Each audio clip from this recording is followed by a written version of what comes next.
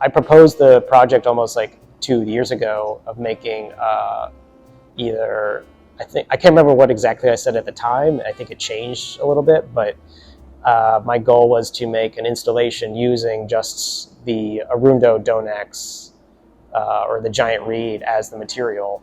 And I didn't really have necessarily like an idea of what it would look like at the time, other than just I wanted to use it. But eventually over time, as I work with it and I found it and I learned more about the nature of the material itself, again, like looking back at the history of it, like we see it here as a giant weed that takes over the waterways, but where it originally comes from, Iraq or the Middle East around the Mesopotamia, it's been used for a long time as it's been used to make structures known as motifs, which are like these really, they look very similar to like Native American longhouses, the kind of like arch structure that has a very long kind of hallway.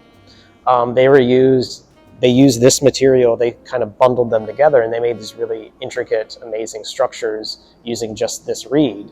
And so, and at the time I wasn't trying to build a structure, I was trying to build like sculptures. So that led me to this idea of like, well, what if okay, so that's why they bundled them together in the motifs. But I don't really have enough manpower to do something like make that big structure. So what if I use kind of like traditional woodworking processes, because glue will stick as long as you like cut through it.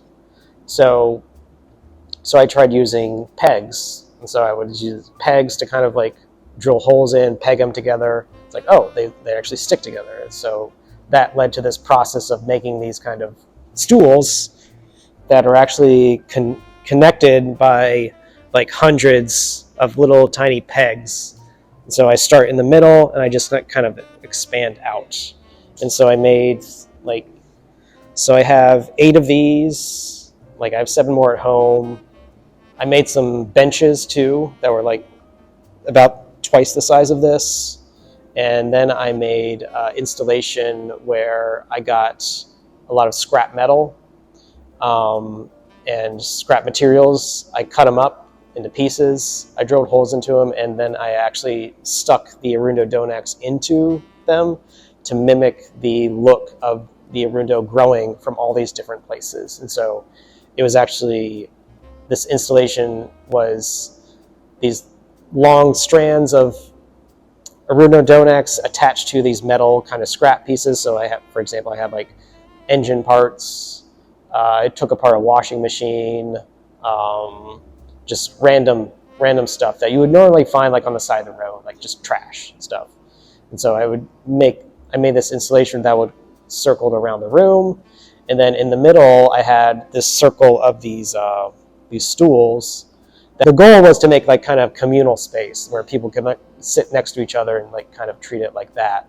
And people actually did sit on them and use them. And then I had the benches in front of a video projection that I had as well.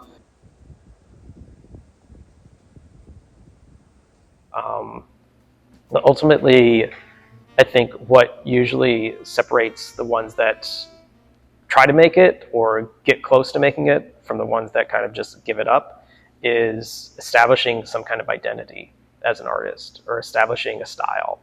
And it takes time. It's not something you're going to establish like your first piece. It usually takes a few years.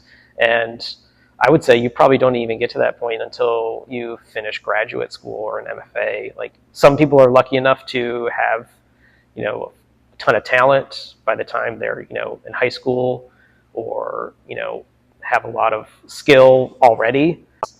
Don't be afraid of rejection. It's going to happen. You just got to move on from it. And it doesn't matter it's not just for artists either. It's for anybody in life. You're going to apply for jobs. You're going to get rejected from those. You're going to apply for graduate programs. You're going to get rejected from some. You're going to apply for grants. You're going to apply for scholarships. You're going to apply for all that stuff. You're probably going to get rejected from most things you apply for. It's how you respond to that. It's how you react to that. It's what you do next, not how you react to like the rejection itself.